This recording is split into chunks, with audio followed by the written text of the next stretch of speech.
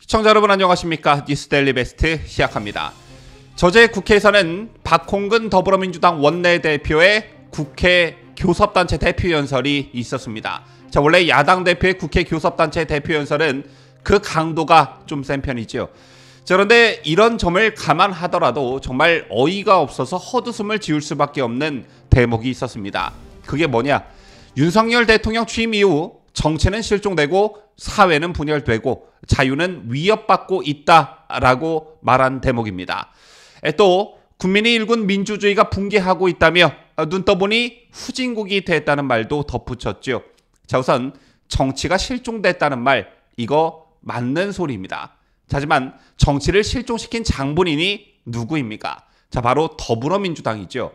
자, 21대 총선 이후 다수 의석을 무기로 부동산법, 언론법, 검수완박법 등 반시장, 반자유, 반민주 위헌적 비법을 폭주한 사례는 그야말로 차고 넘칩니다. 그 과정에서 절차적 민주주의는 깡그리 무시됐지요. 법여권 의원들을 안건 조정이 야당 몫으로 끼워 넣어 법안을 일방적으로 의결하는 비열한 꼼수들이 비일비재했습니다. 자, 따라서 정치 실종의 주범은 민주당이라고 할 수 있고요. 자, 다음 박홍근 더불어민주당 대표는 사회는 분열되고 자유는 위협받고 있다, 이렇게 발언했습니다. 사회 분열, 즉 국민 갈등으로 정치적 이득을 취하려 했던 게 과연 누구인지, 자, 이건 전 국민이 다 아는 사실이고, 자유가 위협받고 있다는 말은 그야말로 충격적이었습니다. 문재인 정권 시절 헌법에서 자유민주적 기본질서에서 자유를 빼려고 했던 사람들 누구입니까? 문재인 정권과 더불어민주당 그 세력들이었죠. 헌법의 근간을 흔들면서까지 자유를 빼려고 했던 세력의 입에서 자유가 위협받고 있다는 말을 들으니 정말 미치고 환장할 노릇입니다. 자, 그리고 이날 박홍근 원내대표는 거듭 이른바 김건희 특검을 추진하겠다는 의지를 불태웠는데, 어제 보도됐다시피 정의당의 반대로 이것 또한 제동이 걸린 상태입니다. 저기에 시대전환 조정훈 대표 또한 반대 의사를 분명히 하고 있는데요. 민주당이 국회 법사위에서 특검 법안 등 쟁점 법안을 패스트트랙으로 처리하기 위해서는 법사위원 18명 중 5분의 3인 11명이 동의해야 합니다. 현재 민주당 소속 법사위원은 10명으로 정족수의 1명이 모자라 시대전환 조정훈 대표가 결정권자로 남아있는 상태이죠. 저희도 보도해드린 바 있지만 조 대표는 김건희 특검법을 반대했다는 이유로 지난해 9월 이재명 지지자들인 개딸들에게 후손들의 죄짓지 말라는 등의 인신공격성 문자 폭탄을 받았지만 자신의 소신을 지속적으로 지켜가고 있습니다.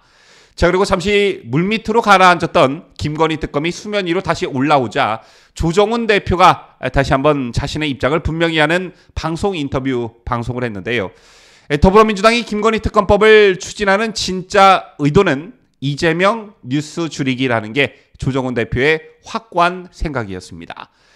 조정훈 시대전환 대표는 오늘 YTN 라디오에 출연해 지난해 9월 김건희 여사 특검을 강력히 추진했다가 한동안 주춤하고 다시 추진한 이유는 한 가지라며, 이재명 사법 리스크에 대한 것을 국민 여러분의 관심을 다른 데로 돌리기 가장 좋은 소재, 가장 자극적인 소재는 결국 현직 대통령 배우자에 대한 스캔들 특검이지 않느냐, 이걸 가장 약한 고리라고 생각하고 공격하는 것 같다, 이렇게 말했습니다.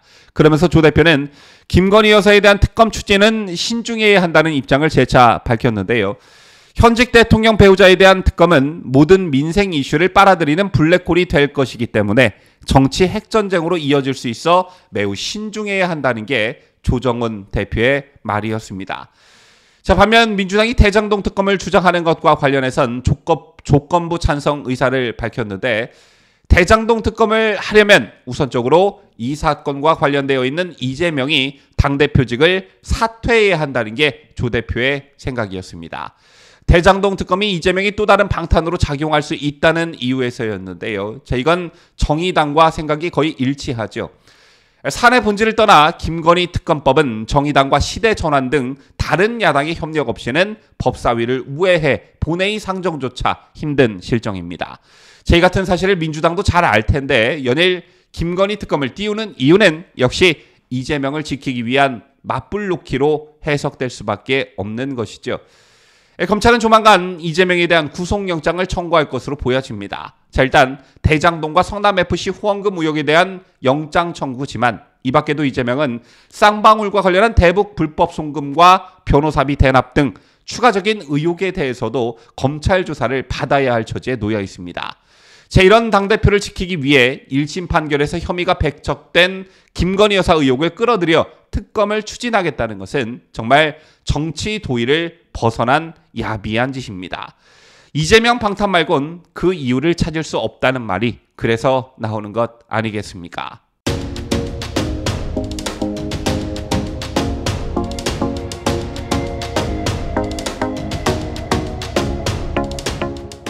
반도체를 비롯한 국가 첨단 전략 산업 분야의 지원 육성 방안을 논의할 국회 첨단 전략 산업 특별위원회가 본격적으로 가동됩니다.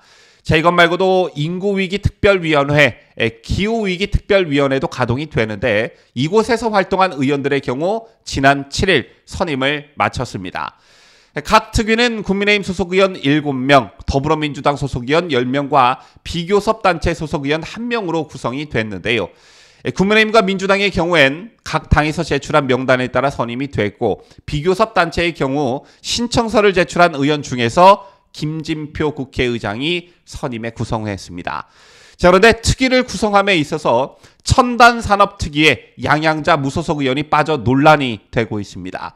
첨단산업특위는 반도체와 2차전지, 디스플레이 등 첨단 전략 기술 분야의 체계적인 지원과 육성을 위한 그런 방안들을 논의할 예정이라고 하는데요.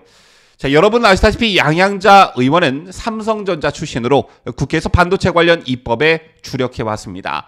자, 원래는 민주당 소속 의원이었지만 현재는 무소속 신분으로 지난해 여당 반도체 특위 위원장을 맡아 반도체 지원 법안을 발의했고 해당 법안은 지난해 국회를 통과했습니다. 반도체와 관련해서는 초당적 협력을 강조해 왔던 그런 국회의원인데 김진표 국회의장이 이런 이력을 가지고 있는 양양자 의원 대신 민영배 무소속 의원을 선임한 것입니다. 민영배 의원 하면 검수완박 과정에서 위장 탈당으로 논란이 되었던 의원이죠. 자, 따라서 이 같은 김진표 의장의 행태를 두고 지난해 민주당이 주도한 검수완박 입법의 여파 아니냐라는 말이 나오고 있습니다. 정말 이해할 수 없는 행태인데 더군다나 민영배 의원의 경우 언론인 출신으로 광주 광산구청장과 문재인 정부 청와대 비서관을 거쳐 21대 국회에 입성했습니다. 자, 그리고 국회에서는 정무위원회, 법제사법위원회를 거쳐 현재 교육위원회에서 활동하고 있는데요. 자, 이런 이력을 가진 민영배 의원이 첨단산업특위에서 대체 무엇을 할 수 있겠습니까? 김진표 국회의장의 뒤끝이라는 말이 나올 수밖에 없는 그런 처신인 듯합니다.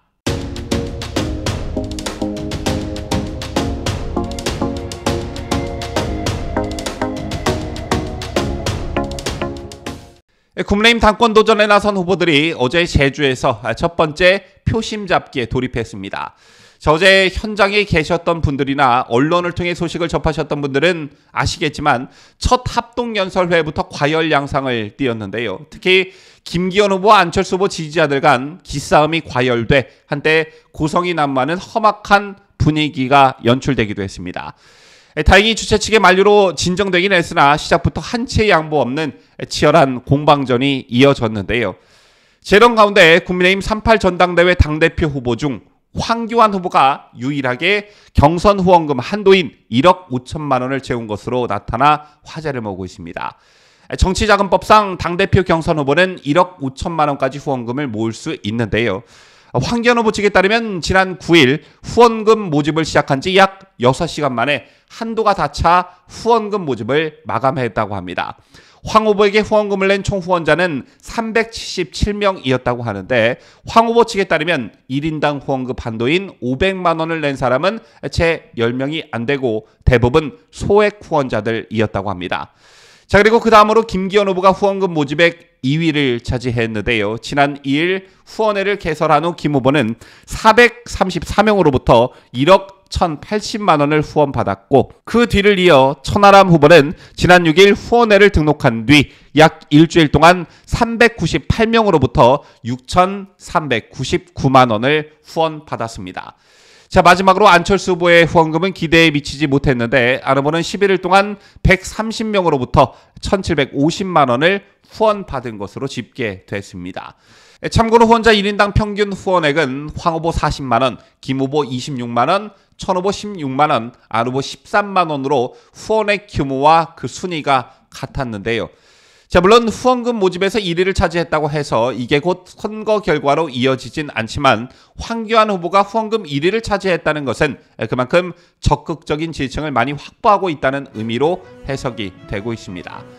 이번 전당대회에서 황교안 후보가 의미 있는 성적을 거두고 지지층들의 기대에 부응하길 바라봅니다. 지금까지 저는 자유대한민국을 수호하는 뉴스데일리 베스트 민앵커였습니다.